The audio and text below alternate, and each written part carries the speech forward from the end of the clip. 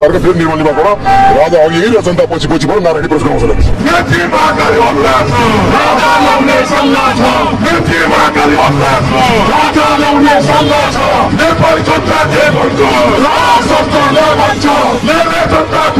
नेपाली कांग्रेस नेकपा एमाले होस् नेकपा माओवादीका साथीहरू पनि हामीसँग जोड्ने क्रम सुरु भइसकेको छ।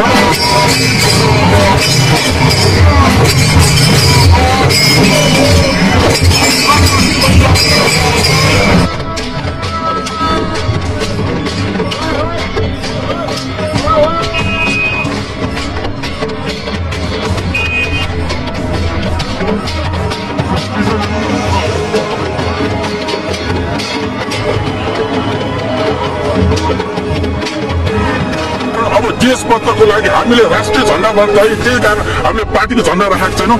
राष्ट्रिय झण्डा पछाडि कांग्रेस एमाले माओवादी जुनसुकै पार्टीलाई खुल्ला रूपमा हामीले आह्वान गरेको छौँ। त्यसकारण अब देश हाम्रो राष्ट्रिय प्रजातन्त्र पार्टीको कुरा होइन, देशभन्दा माथि कोही छैन भन्ने प्रमाणित मात्र होइन। अब हामीभन्दा पहिला हामीसँग अलिकति उनीहरूलाई अप्ठ्यारो लागेका मान्छेहरू पनि अहिले जोड्ने क्रम सार्ट भएको हुनाले अझ म यो कुरा पनि भन्न चाहन्छु, अब छिट्टै नै यी मान्छेहरू जुन 3 करोड नेपालीले हामीले आह्वान गरेको अनुसार नै हामी भन्न चाहन्छौँ।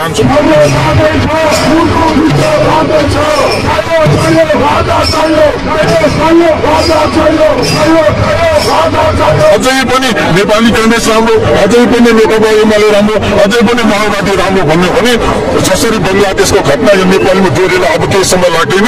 त्यसकारण त्यहाँ आफ्ना ठुला दलका नेताहरूले तपाईँहरूले पाटा बसाउनु हामीतिर समर्थन गर्नुहोस् मात्रै देश बचाउनु कारण हाम्रो लागि होइन, देशको लागि स्वाभिमान राष्ट्रियताको लागि सबैलाई यो समयको माग र परिस्थितिले साथ दिए पछाडि यो कुरा सबैजनाले पनि बुझिसकेको छ।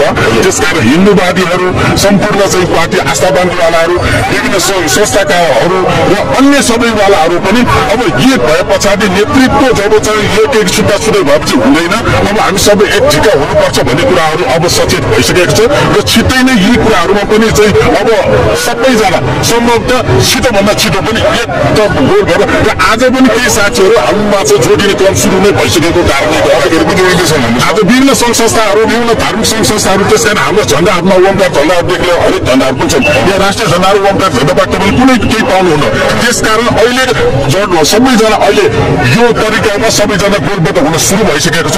मलाई हामीलाई आशा छ आन्तरिक अभ्यास हामीले आन्तरिक रूपमा पूर्ण रूपमा हामीले चाहिँ अभ्यास गरेको छौँ मात्र होइन, सबैलाई हामीले मतलब चाहिँ पत्राचार मात्र हुन्छ कि मौखिक रूपमा हुन्छ कि सञ्चार माध्यमबाट हुन्छ कि सामाजिक सञ्जाल मात्र हामी सबै तर्फबाट हामी जानकारी गर्छौँ र फेरि उहाँहरूले पनि यो अवस्था बुझिसकेको छ।